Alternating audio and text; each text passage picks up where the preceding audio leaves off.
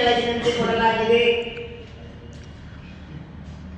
QD is equal to 250 minus P. QS is equal to 150 plus P.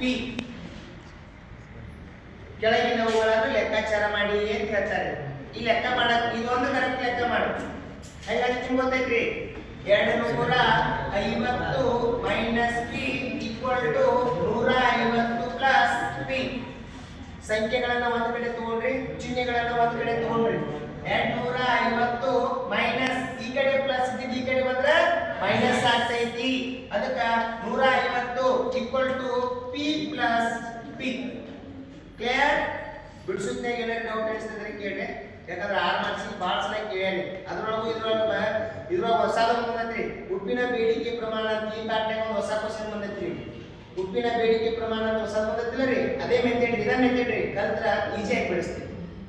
Next ಈ ಕಡೆ ರೀ 250 ಒಳಗೆ 150 ತೆಗೆದ್ರಿ 100 equal to P into P 2P.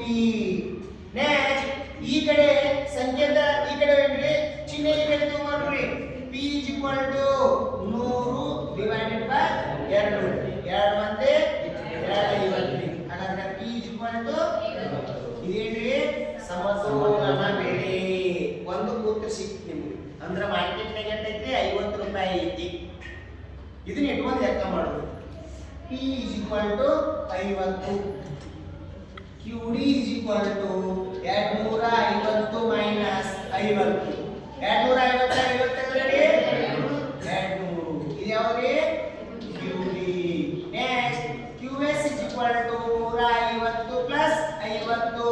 ಹಾಗಾದ್ರೆ 150 50 ಕೂಡಿಸ್ರಿ 200. QS is equal to 200. ಹಾಗಾದ್ರೆ ಇಲ್ಲಿ ಮಾರುಕಟ್ಟೆ ಸಮತೋಲನ ಬೇಡಿಕೆ 200, ಸಮತೋಲನ ಪೂರೈಕೆ 200. ಎರಡನೇ ಪ್ರಶ್ನೆ ಉತ್ತರ. ನೆಕ್ಸ್ಟ್ ಬೆಲೆ ಹೆಚ್ಚು ಕಡಿಮೆ ಮಾಡ್ಕೊಡ್ರಿ. ನೀವೇನ್ ಹೇಳ್ತೀರಿ ಅಟ್ಟ ಬರೆಯೋಣ. P is equal to ಮತ್ತೆ ಏನ್ ಮಾಡ್ರಿ ಬೆಲೆ ಹೆಚ್ಚು ಮಾಡ್ಕೊಳ್ಳಿ. ಬೆಲೆ ಹೆಚ್ಚು ಮಾಡ್ಕೊಂಡ್ರೆ ಏನ್ ಮಾಡ್ಕೊಂಡ್ರಿ 55.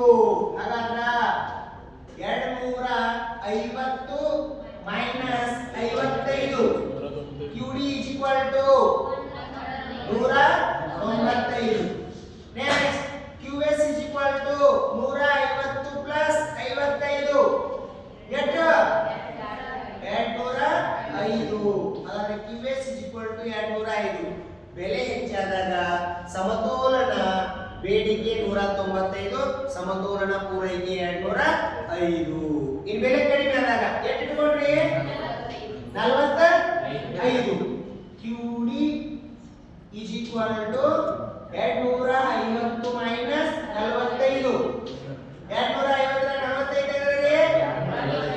205. QD. QS is equal to 150 plus 45. QS is equal to 195. ಹಾಗಾದ್ರೆ ಇಲ್ಲಿ ಬೆಲೆ ಕಡಿಮೆ ಆದಾಗ ಸಮತೋಲನ ಪೂರೈಕೆ ಸಮತೋಲನ ಬೇಡಿಕೆ 205, ಸಮತೋಲನ ಪೂರೈಕೆ 195. ಫಸ್ಟ್ ಎ ಸಮತೋಲನ ಬೆಲೆ ಈಕ್ವಲ್ ಟು 50. ಬಿ ಸಮತೋಲನ ಬೇಡಿಕೆ 200, ಸಮತೋಲನ ಪೂರೈಕೆ 200. ನೆಕ್ಸ್ಟ್ ಸಿ ಬೆಲೆ ಹೆಚ್ಚಾದಾಗ ಸಮತೋಲನ ಬೇಡಿಕೆ 195, ಸಮತೋಲನ ಪೂರೈಕೆ 205. ಬೆಲೆ ಕಡಿಮೆಯಾದಾಗ ಡಿ ಸಮತೋಲನ ಬೇಡಿಕೆ 205, ಸಮತೋಲನ ಪೂರೈಕೆ 195. ಲಾಸ್ಟ್ ಕಂಪಲ್ಸರಿ ಬರೆಯಬೇಕು, ನೆನಪಿಟ್ಟುಕೊಳ್ಳಿ. ಯಾಕಂದ್ರೆ ನಿಮ್ಗೆ ಇಡೀ ಕಾನ್ಸೆಪ್ಟ್ ಇದ್ದಿದೆ ಈ 4 ಉತ್ತರ ಮೇಲೆ. ವ್ಯಾಲ್ಯೂಯೇಟರ್ ನೋಡಿದ್ರೆ ಏನು ನೋಡ್ತಾನೆ ಗೊತ್ತೇನ್ರಿ, ಈ 4 ಉತ್ತರ ನೋಡ್ತಾನೆ. ಮೇನ್ ಈ 4 ಉತ್ತರ ಕರೆಕ್ಟ್ ಇತ್ತು ಅಂದ್ರೆ ರೀ ಫೈನಲ್. ಇದು ಇಷ್ಟು ಲೆಕ್ಕ ಬಿಡಿಸಿದ್ರೆ 6 ಮಾರ್ಕ್ಸ್.